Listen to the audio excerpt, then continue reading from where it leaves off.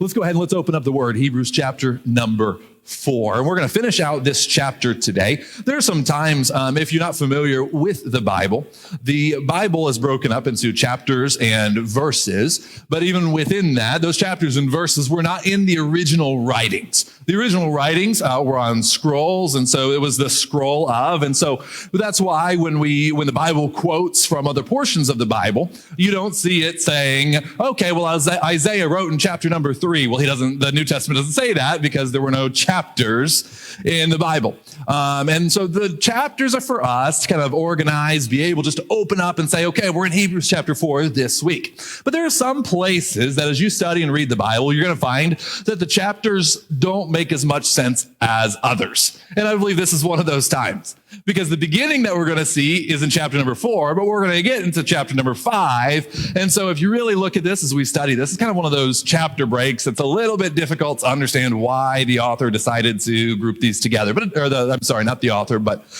the one who came along and added these divisions. But neither here nor there.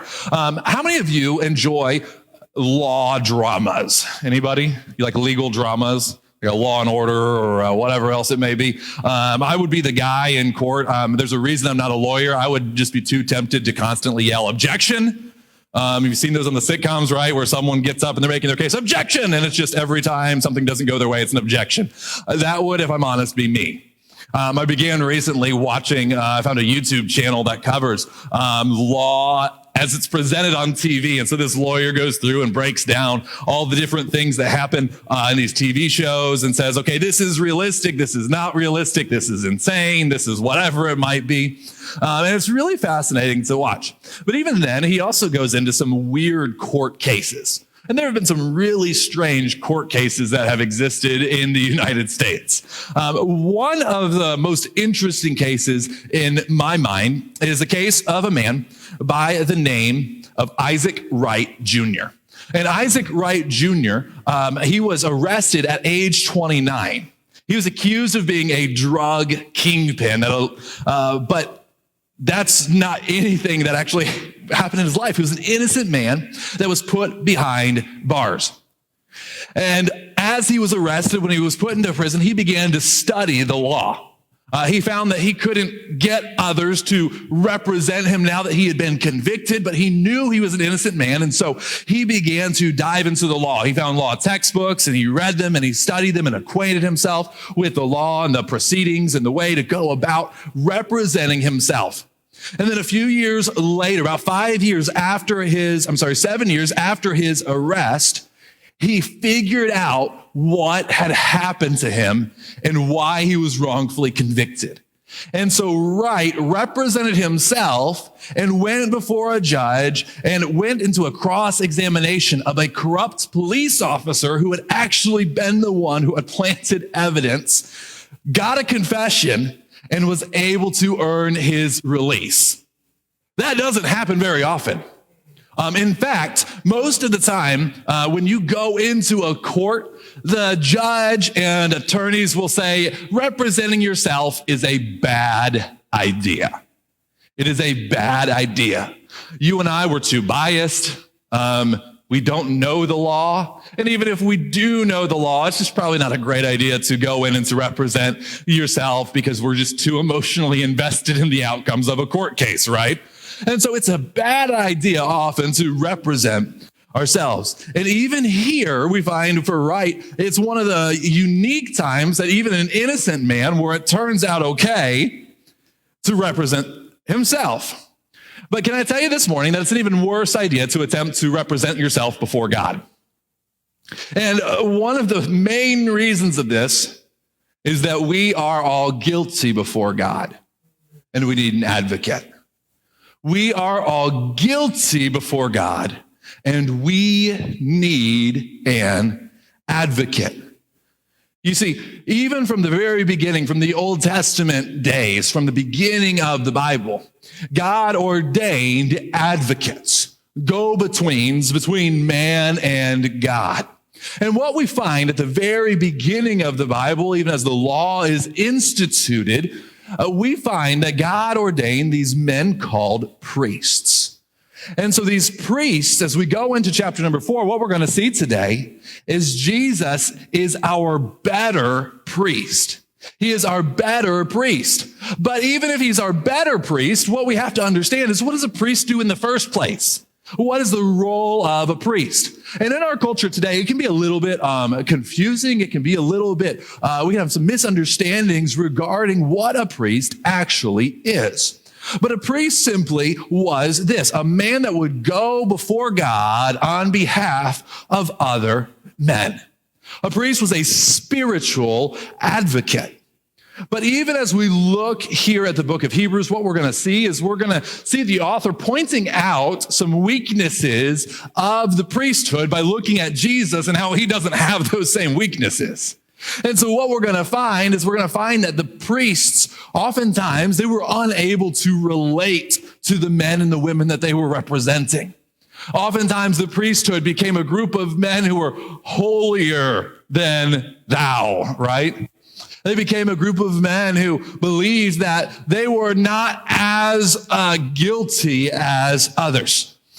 But even though they believed they were not as guilty as others, they were also sinful.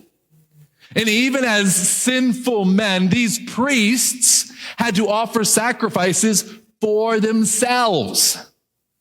They couldn't just go before God and be righteous, but they needed their own sacrifices to go before them. And then there's a very big weakness that all of us has, all of us human beings, we all kind of share this. They died. So there was a time that their priesthood would come to an end. So even if they were the best priests that had ever lived, there was going to be a day that would eventually come when these priests would no longer be able to fulfill the office of a priest, which meant this: their priesthood was temporary. It was temporary because the lives of the men who held the office were temporary. Eventually, they would pass away and they would have to pass this down. But what we see in contrast is a great high priest named Jesus. Watch verse number 14.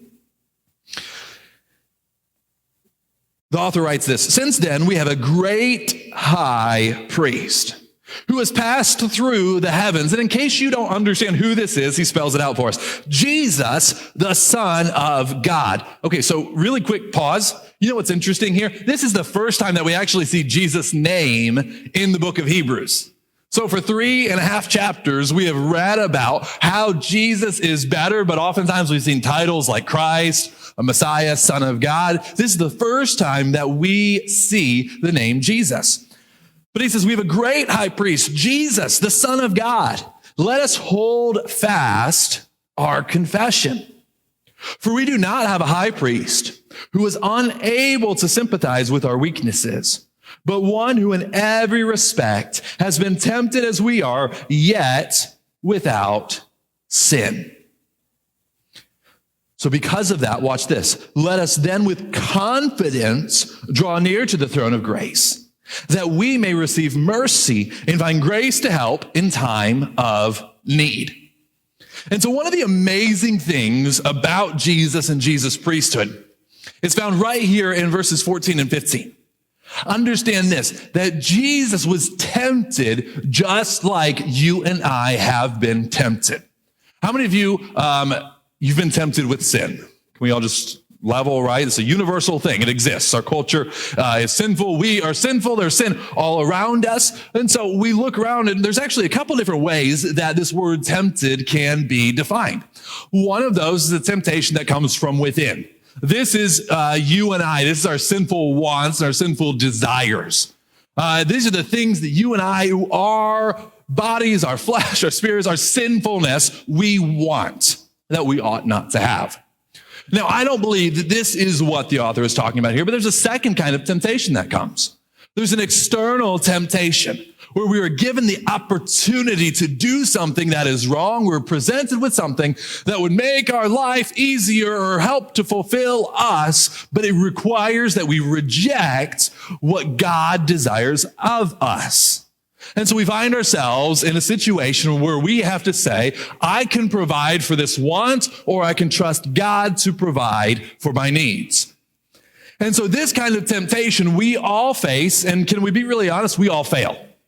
If we go back to the book of Genesis, chapter number 3, we find the very first man and the first woman, Adam and Eve, as they are in this garden. They have all the fruit of the garden at their disposal, right?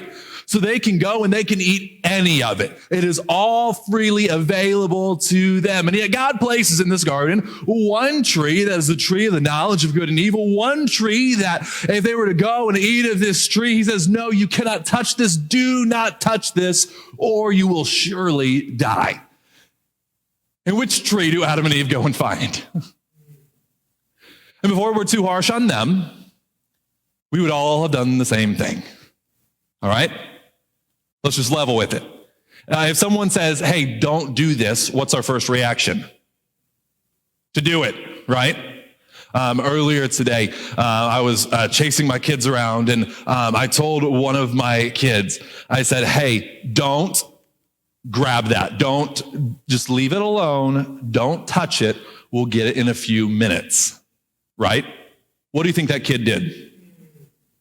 Oh man, the words weren't even all the way out of my mouth yet. They're like, where is it? What am I not supposed to touch? I mean, it's unfathomable how quickly when someone says, don't do this, we're just like, if I were to leave my iPad here and just not think anything of it, go out to the lobby and not say anything, and you probably wouldn't think much of it. Oh, Nate left his iPad. But if I got out there and I said, hey, Nick, whatever you do, do not unlock that iPad. Nick's mind is going to what's on there? Is there a secret about me? Yes. There's lots of things about how much I dislike Nick right there on the notes and notes, pages and pages and I'm just kidding. No, when you say don't do this, it's just like, there's just this draw to it. What we find is that Jesus was unlike us in that area because Jesus understood the goodness of God and Jesus understood where life and happiness came from, and it came from God himself. And so Jesus is recorded in the book of John. He always did the things that pleased the Father. He always did what was right, but that doesn't mean he wasn't tempted. In fact, there's a well-known account in the book of Luke, chapter number 4, the book of Matthew, chapter number 4. A similar, same account, a little bit different telling of the story. But there's a time that we call the temptation of Jesus Christ, where the devil himself came to Jesus and says, hey, wouldn't it be convenient to do this? Wouldn't it be convenient to do this? And even in the middle of that, Jesus resisted temptation. Now, was that the last time that Jesus would face temptation? Certainly not. Certainly not. But even as Adam failed in his temptation, Jesus never failed. Jesus never gave in. Jesus never succumbed to these things that tried to drag him into sin. And so Jesus is a better priest here because he understands the things that you and I endure. He understands what you and I endure. You see, as we look at this, watch once again what's being said here. Since then we have a great high priest who passed through the heavens, Jesus, the Son of God. Let us hold fast our confession. So he's saying we can believe God because we have a better priest. We do not have a high priest who's unable to sympathize with our weaknesses, but one who in every respect has been tempted as we are, yet without sin. So we have a priest who understands these temptations. We have a priest who has walked through a life like you and I have walked. We're not just worshiping a God who is far off and distant and can't relate to you and I, but we have a God who took on flesh in the form of his son, Jesus Christ, sent into earth on our behalf, who lived in this sinful world without sin. But that means this: for 33 years, he endured the kind of stuff that you and I endure. He went through the kind of stuff that you and I go through. This isn't just a God who only ever had the things that were comfortable and only ever had the things that were convenient. This is a God who endured pain, endured loss, endured physical and emotional distress. This is a God who was touchable, they were those who saw with their eyes and heard him with their ears. He was in the form of man. He was completely man in his, what we call, incarnation. the taking on of a human form. All God, all man, 33 years on this earth without sin. But understand this. When nobody else understands what you're going through, Jesus does. You see, being both God and man, he both knows and has the omniscience, the all-knowingness of God, but he's also experienced it with us. And so there are difficult days that fall in our lives, right? There are days that we are forced to endure suffering or hardship or anguish, heartaches. We don't understand all the stuff that is happening in our life. Hey, Jesus, he understands. He doesn't look at us and pity us. He doesn't look at us and say, oh, well, just suck it up, be better, right? No, he has walked through that himself. Even to the point where we find John chapter 11, verse 35, the shortest verse in the scripture says this: Jesus wept. There were times that he shed tears over his heartbreak. Now, his priorities were a little bit different than ours. Jesus is weeping, looking at the lostness of these men and women.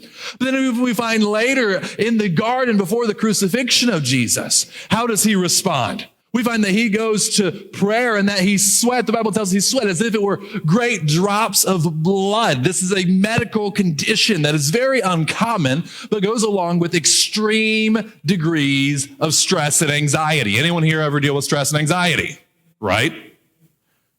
Jesus understands stress and anxiety. You see, he knew what was coming. He knew what he would endure, and yet he endured it anyways. He faced this temptation and he overcame it. But this gives us a compassionate high priest, not one who keeps us at arm's length, but one that embraces us as a, watch this, remember from chapter number 2, as a brother. And so we have a better high priest. This isn't a high priest who is ashamed of us, a high priest that when we come to him, he says, what's your problem now? No, this is a high priest who gets us. He lived a life similar to the life that you and I live. And he overcame all of this temptation on our behalf, which leads us directly into the second reason that he's a better priest. Watch this in verse number 1 of chapter 5. Every high priest chosen from among men is appointed to act on behalf of men in relation to God, to offer gifts and sacrifices for sins. So there's that definition of a priest, right? And it breaks down what a priest is. He, being Jesus, can deal gently with the ignorant and wayward, since he himself is beset with weakness. You see, he took on a body just like we have. So imagine this. There were days that Jesus got up and his back probably hurt. There were days that Jesus got up and he was tired still. We see him sleeping multiple times, including one time in a storm on a boat. How tired do you have to be to fall asleep on a boat in a storm, right? So he endured the same weakness that you and I understand physically, that limitation. But he can deal gently with us. But watch this in verse 3. Because of this, he is obligated to offer sacrifice. So the other priests are obligated to offer sacrifice for his own sins, just as he does for those of the people. So every high priest has this compassion, but he's also obligated to offer sacrifice for his own sins. And no one takes this honor for himself, but only as when called by God, just as Aaron was. And so we see these human high priests that they're able to be compassionate to a large degree because they have weaknesses too. But they fail because they can't go out and say, I don't have to offer a sacrifice for myself. They fail because they are not holy in and of themselves. But Jesus is. And so Jesus doesn't have the same weakness that these other priests have. You see, Jesus succeeds where all others have failed. Jesus succeeds where all others have failed. See, there's a purpose in this priesthood. The priests were to go before God on behalf of these men, to offer gifts and sacrifices for sins, we see in verse number 1. You see, each of us, we carry sin and shame and guilt as a result of our sin. We are all condemned and we are all guilty because of our sinfulness.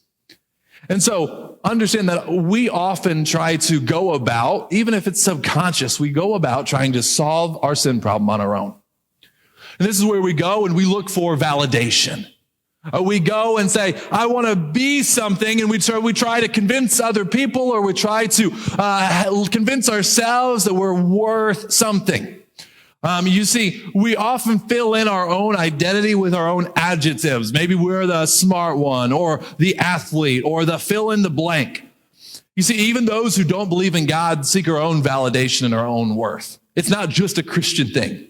All of us are looking to be valued. No one wants to believe that they're worthless. And no one wants to believe that they don't have any value. No one wants to believe that shame is all that they have and guilt is all that they have. And so we go looking for alternatives to prove to ourselves that we are valuable. But then what happens when we can't get rid of our shame and our guilt and our pain and our anxiety and our self-defeat and our self-worth issues? What happens then when we can't solve it on our own? When I was young, I couldn't stand awkward situations. I just could not. Any kind of awkward situation, couldn't take it. In fact, even if it was like playing out on TV, I was the kid that would like cover my face with a blanket, not because it was scary, but because it was like awkward. I was like, oh, that's going to be weird. Like, I just didn't want to see it. But that's how we are so often with our shame and with our guilt. We try to cover it up and we try to hide it and we try to ignore it and act like it didn't happen. If we had to be honest with the rest of the people in this room about who we are, the sins that we struggle with, the things that we battle when it's just our minds, our thoughts when we're on our own, I don't think any of us would volunteer to have all of our thoughts projected up onto the screen this morning. Anyone think that's just a great idea? Like, sign me up? No. Yeah, we're a little bit like, see a lot of shifting going on, just thinking about it. Okay? I don't have any kind of technology, no spiritual ability to do, no. But what do we do with that shame and that guilt? We try to just cover it up. We try to behave better. We try to do things to make it so that other people don't see us as we are and as we know ourselves to be.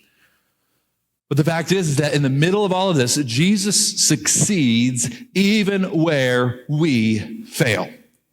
Because the fact is that these priests, they were human beings like you and I. These priests, they could give some sympathy and some compassion, but you know what they couldn't give? Salvation.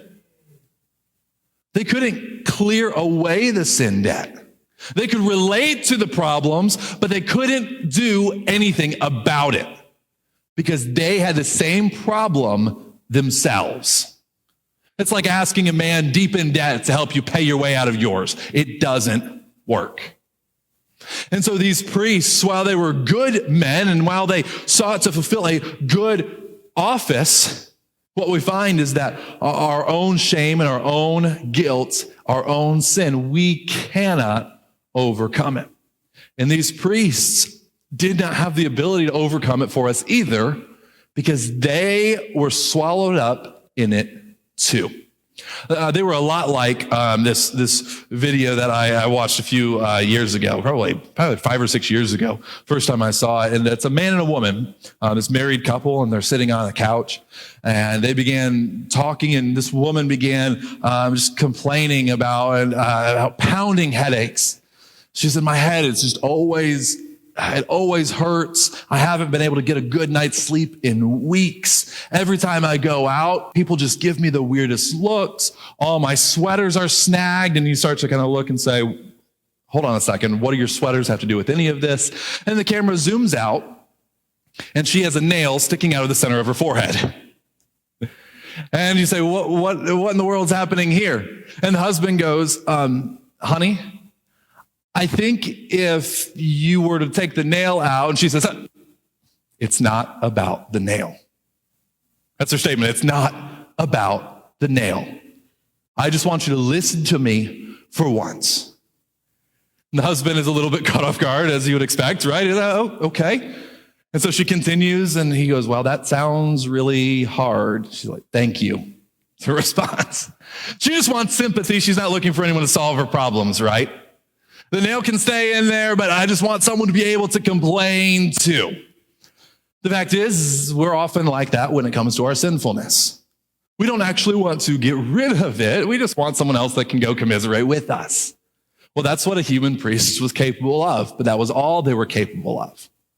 See, the human priest couldn't wash away sin, didn't have any power to forgive sin, wasn't able to say, sin be gone, be healed, you're forgiven, did not have that kind of power or that kind of permission. But we have a better priest. And our better priest, we find in the Gospels over and over again that when he would heal, you know what he would say? Your sins are forgiven. Even to the point where his opponents, they came out and they lashed out at him and they said, listen, who can forgive sins except the priest? That's not what they said, right? Who can forgive sins except God himself? And so Jesus here, as he's saying, hey, listen, your sins are forgiven. Who is he speaking as? He's God in the flesh coming among us. And so we find that Jesus here, he's not only a sympathetic high priest, but he's a high priest who can actually solve our problems. He's actually capable of both, which actually gives him a superior compassion. Because Jesus doesn't just come and sympathize with you, but he can actually solve the issues, the problems, the guilt, and the shame in your life. He's not bound by the same limitations that you and I are. His hands aren't tied like the priests who were also sinful, but he was able to come and he was able to overcome sin for you and for me. And so we have a priest that succeeds where all others fail. But not only that, watch, starting in verse number 5. And this right here really is an introduction to not chapter 6, but chapter 7. Chapter 6, as we're going to look at over the next couple of weeks, is kind of a parenthetical in the middle of the book of Hebrews. And so chapter 5 here is about to lead us into chapter 7. And so we'll have to pick back up there in a couple of weeks. But here's what we see. So also Christ did not exalt himself to be made a high priest. What we see in verse number 4 is that the office of a high priest is not one that people seek out and appoint themselves to. The office of the high priest, the office of a priest, is one that's appointed by God. And so in the same way, Jesus didn't exalt himself to be made a high priest, but he was appointed by him who said to him, "You are my son. Today I have begotten you." He says also in another place, "You are a high priest, a priest forever, after the order of Melchizedek." In the days of his flesh, Jesus offered up prayers and supplications with loud cries and tears to him who was able to save him from death. And he was heard because of his reverence. Although he was a son, he learned obedience through what he suffered. And being made perfect, he became the source of eternal salvation to all who obey him, being designated by God a high priest after the order of Melchizedek. And so what do we see here as we wrap up this passage today here in verse number 10? We find this high priest who went to battle, advocated on our behalf, and won. You see, verse number 7, he came, he offered up his prayers and supplications to him who was able to save from death, and he was heard because of his reverence. Verse number 8, watch this. He was a son, yet he learned obedience through what he suffered. How does he obtain salvation for us? Because of his suffering. Because of the things that he was willing to endure. But not only that, verse 9, being made perfect, he became the source of eternal salvation to all who obey him. You see, he overcame death through his death. He overcame sin through his sinlessness. because he was never found guilty. He was never guilty of sin. He didn't need a sacrifice to offer themselves on his behalf like every other priest. But instead, as Jesus goes to God, he is both the priest and the sacrifice. And because of his holiness and his advocacy on our behalf, we can be made whole. We can be made complete. We can be saved from our sin. But you know, one of the things that's kind of embedded in this, it's a little bit, it's very clearly stated, and then it's kind of stated in a really interesting way. Watch what happens in verse number 9. Being made perfect, complete, whole, other words that you could plug in there. He became the source of what kind of salvation? Eternal salvation. How long is the salvation of Jesus Christ? It's eternal.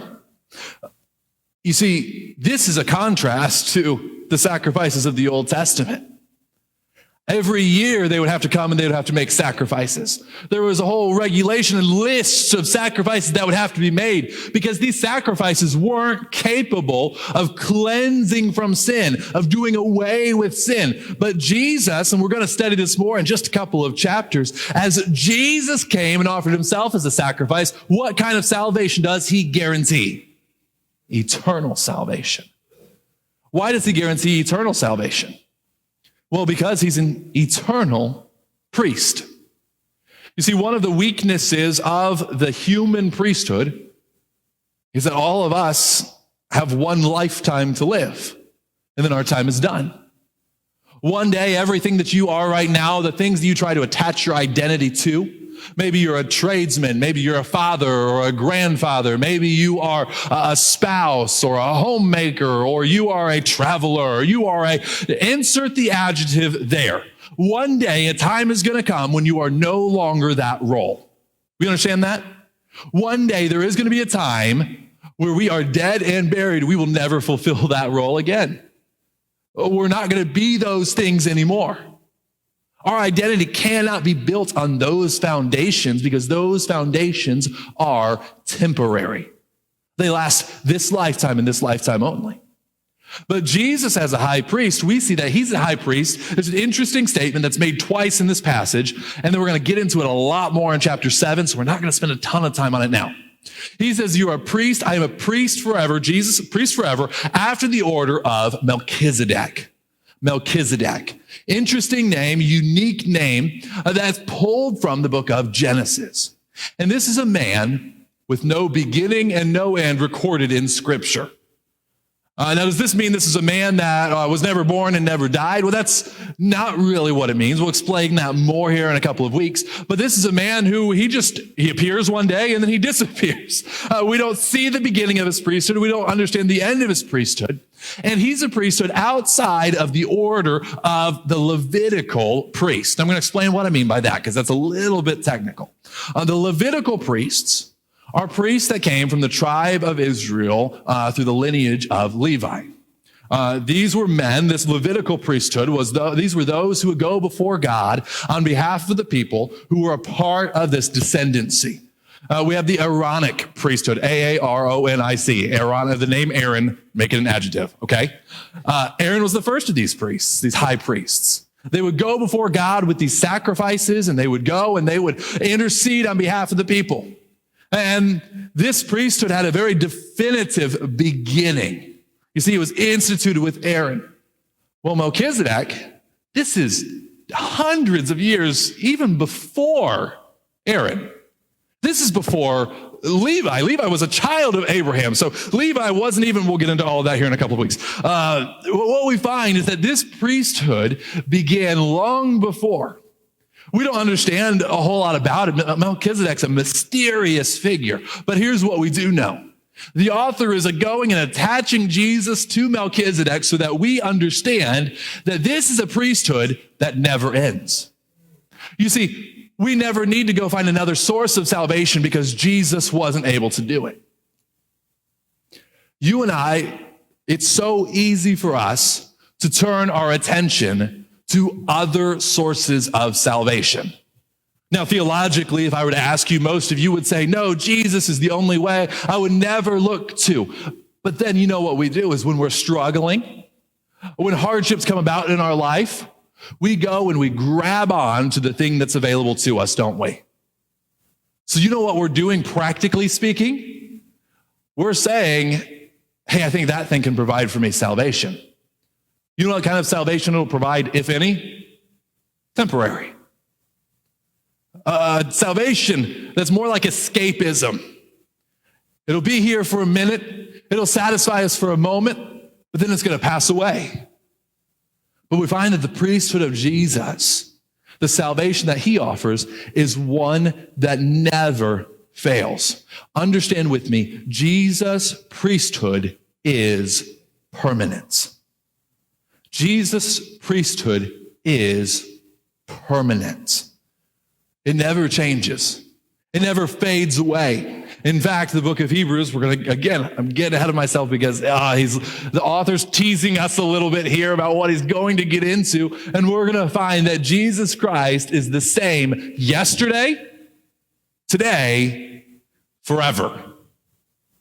So the hardship that you went through last year, when you got the diagnosis that you didn't want, when you had to say goodbye to the loved one, the dream job fell through, whatever disappointment came in your life. Hey, Jesus was there and he was the same then that he is today. Today, you're walking through a trial and you're not really sure how it's going to end up. And you look back at the good old days. Hey, listen, Jesus wasn't better in the good old days than he is today. He's the same. He's always the same. And I can't tell you what's going to happen tomorrow. I don't know the news that some of you are going to get this week. I don't know what the rest of this year is going to look like. I don't even know what I'm having for lunch today. We don't know those things, except the lunch thing maybe. We don't understand the future. But you know what we do know about the future is that the same Jesus who got us here will get us there. Because he's not changing mid-course. He's not changing midstream. And this is hard for us to wrap our minds around because you and I, change is probably a good thing. Why? Because we're imperfect. And so we're called to become more like Jesus, and we're called to grow in our faith, and we're called to take next steps and mature and go on towards maturity. And so for us, that makes sense. That's a good thing. But for Jesus, he never changes. Why? Because he's already perfection. He's already, at whatever good thing and good way that you can praise him, he is that. He's better than anything else you can put your faith and your hope in. But so often our hope for salvation, our hope, whether it be for our eternal salvation or our hope for our satisfaction in this life, we try to throw it onto all kinds of other things. We try to hook our happiness onto this object. If I could only retire with this much money, if I could only get this promotion at work, if I could only get these grades or achieve this status, then I would be satisfied, then I would be happy. Can I tell you this? It won't make a difference. You know what? For a day, for a week, maybe for a year, a couple years, yeah, you'll be satisfied in that thing. But hey, listen, it won't last forever. It's empty. The author of Ecclesiastes, he writes, he says, vanity, emptiness, it's all emptiness. Because it's not a permanent salvation, and oftentimes it's not even a temporary one. But what we find is that Jesus offered us a salvation that extends beyond this life. It's a salvation that not just encapsulates our time here on this earth, but it goes into eternity. You see, this isn't a priesthood. It doesn't just say that he gives us salvation through the end of our life. This is a salvation that continues on. Because you see, our sin has separated us from God, and we are incapable of getting our way back to him. But Jesus came and he lived a perfect life. He interceded on our behalf. And then he died a death that you and I, we deserve to die. Offered himself for our sins, but he didn't stay dead, did he? We don't follow after a God who is still in the grave. We don't follow after a Messiah who is still buried, but instead, what happened 3 days later? He rose again. And so today he's conquered death. He's defeated it. The enemy is gone. And today he can offer you eternal salvation. You can be made right with God and you can be his child. In fact, John chapter number 1 tells us this: as many as believed him, to them gave he power to become the sons, the daughters of God, even to those who believe on his name. And so you want an identity? Can I tell you one? You're a son, you're a daughter of God. If you've put your faith in Jesus, that's who you are. And that's an eternal identity. You see, he doesn't abandon his children. He doesn't let them go. He hangs on to them. It's an eternal identity. And if you're sitting in this room today and you've never placed your faith in Jesus, I tell you, you need an advocate. You need someone who will go before God on your behalf. You're guilty. You can't do it on your own. You can't get up and say, God, look at all my good works, all the good things I have done. That doesn't change your guilt.